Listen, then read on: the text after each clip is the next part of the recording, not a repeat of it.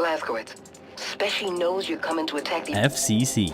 But he has no idea you bringing a damn atom bomb. You gotta break him the news. Strawberry milkshake. On December 14th, there will be a deciding in Congress on what will happen to net neutrality.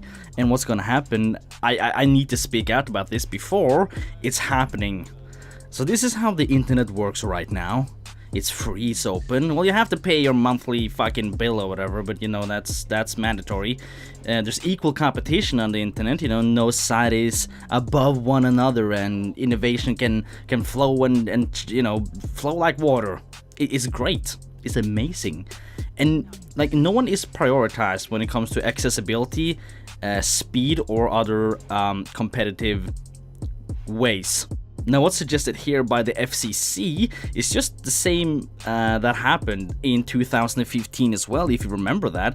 That's when we stood up, just like now, and told Congress that holy fuck, we can't have this shit going, and we needed to have our rights. You know, if we like the internet the way it is, and if net neutrality goes away, which is suggested here, it will be a fuckfest.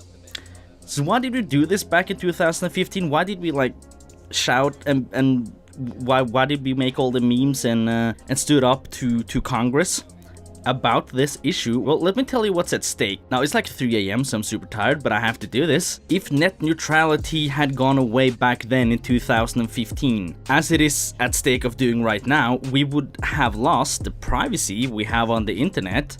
The ISPs will be able to monitor our browsing habits and stuff like that, and the accessibility we already have, meaning sites are free unless they're hid behind a subscription or, you know, it's a private page, of course. The free market in terms of competition, meaning a small business have equal rights or chances. Why did I say that so weird? Equal chances to make it as, let's say, Facebook or Twitter. Now, if net neutrality goes away, we would also have sites that have paid prioritization, throttling unless you pay more to the companies that want this to happen, and we'll talk about those later, and so-called fast lanes, who paid users have access to compared to the slow lane regular users. This is a problem.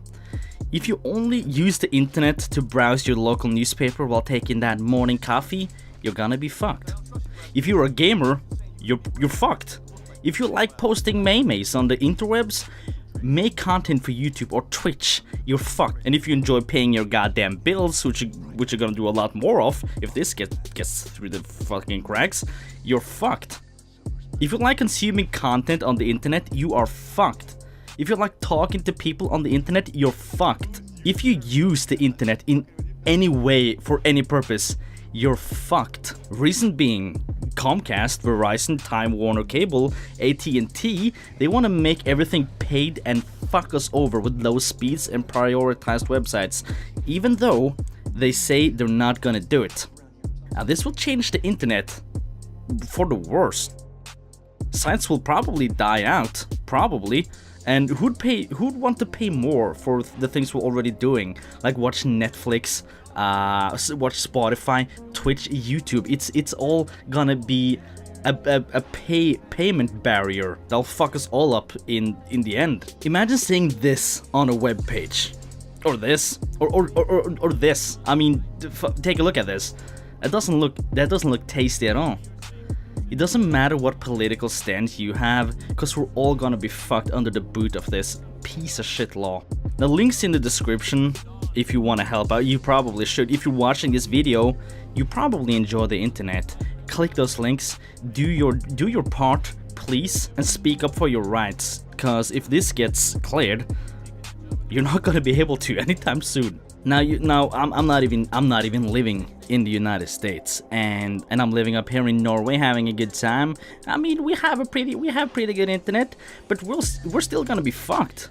We're still gonna be fucked because of this. Now, there are a lot of companies that are against it. Like every major company out there is against this. Of course, only the big boys, Comcast, Verizon, AT&T, and Time Warner, are for this, because they are the ones that are making money of it. Of course they would be for it. I mean, we made the internet way back when to make progress. This is basically like shoving their fucking boot down somebody's throat through their anus and just using it as a fucking boot. It's going the wrong way. We're throttling innovation here.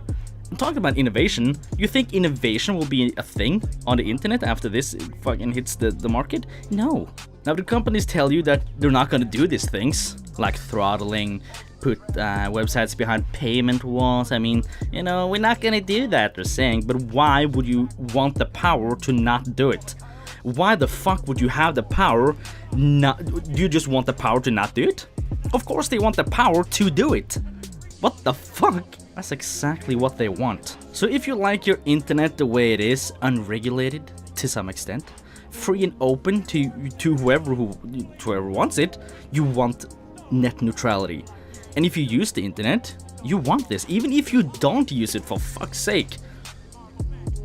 It should be a right, not monetized even more. For fuck's sake. Save the internet, save net neutrality.